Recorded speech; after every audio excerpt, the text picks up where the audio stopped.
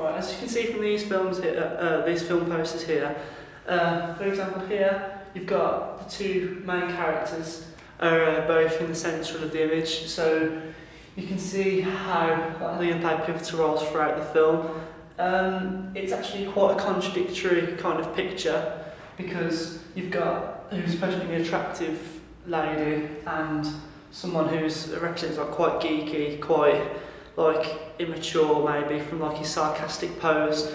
You couldn't tell really if it's happiness or sarcasm, because if you actually look at his facial expression, it's almost a mixture of both. However, they are interactive, which shows how they've both got quite a good bond in terms of a relationship. The kiss on the cheek is commonly represented as quite a friendly kind of thing, so there's no emotional attachment. But the way in which she's making eye contact with the camera almost makes you have like sympathy or empathy for the character, and almost how he's almost shocked in a way to have this kind of thing happening to him. So yeah, it's almost like a connection to reality really, because the way in which he almost looks, how people would say like obesity is taking more of a role in today's society, it's actually quite similar to that kind of thing. On Notting Hill, again it's like a connection to reality with both characters making eye contact with the camera, but because they're both making eye contact with the camera, it's almost a connection to the two characters. The diamonds on her neck, or the pearls, almost show how rich and wealthy she may be, and the poster, it's almost like how she's a poster on the wall, shows like how she's such an iconic role throughout the film and how she's such an iconic character in the film itself.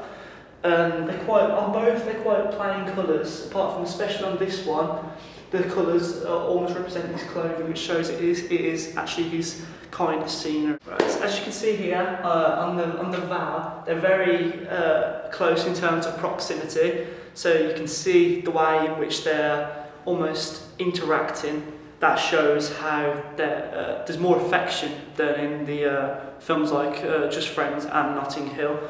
So you can see that the colours are really neutral, because in this film they're almost equal. That's like, in terms of eye level, he's almost a little higher than her, but that's almost irrelevant in terms of the film, as he's making eye contact with her and her eyes are actually closed, but she seems like she's enticing the kiss, which means that she's happy, in my opinion. Yeah, the focus is mainly on the centre of the image, because the names at the top are almost absent from the picture, and the title is actually written across the middle, but your eyes are still drawn into the centre of the image, and the way in which his eyes are open almost indicates the way in which he's actually the main focus of the film, because he's supposed to be the attractive character, and he is what would sell the film in terms of characters and actors. The two here are actually quite similar posters, although the composition may be different. The typography resembles the title of the film, P.S. Love You, almost being like written. So they've both got rather small colour palettes. This is quite a dull colour palette in terms of it's quite neutral and represents the colour of the skin.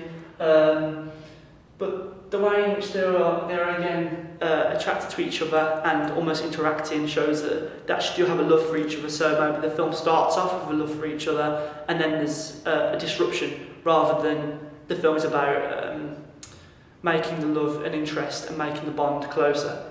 They both do look quite happy, and the smiles are a clear indication of that. The names again of the characters are just here, and they're almost absent from the picture. They're quite bright posters. This is a clear representation of happiness, and all the actors are quite central to the image, which show how pivotal they are to the role of the film itself, and how the film's actually going to revolve around them as characters, and how their love almost is going to write the film for itself. It's a relatively rare concept to have a romance film in a magazine cover, so it was almost a bit different having to do Twilight as a film, because Twilight, although it is a romance story, it's almost a fantasy, and in terms of it's almost like quite a dull horror. The to start with the poster, for the magazine cover, you can clearly see there's going to be three main characters, and how the main character itself is actually being protected by one of the other characters. So you can see that clearly from the picture, but the way the other character is looking back, it's almost like a reflection on perhaps something he's done wrong in the past, and just really looking back almost in greed or in envy. And the way that the protected character looking over his shoulder is almost like a key way of portraying protection, and how he's almost watching over the other characters to make sure nothing happens. But the way in which the female character is looking at the camera, it's almost as if she has some sort of sad feeling. Perhaps she's not happy with the way that things are at the moment, how she actually lusts for this other character. It's quite an awkward look from the female character, but as you can clearly see from the colours in the background, it's quite a forest neutral film, and if you've seen the film itself, it is set in this kind of foresty area. So the colours all around the poster then are represented as green, yellows, browns, blacks, these types of colours that you will see throughout the film because of the area that they're situated in. Otherwise the other colours at twilight you commonly associate with the moon and the stars, so they use a silvery colour, and the red is a clear representation of blood that may be shed throughout the film, which is not common in romance films.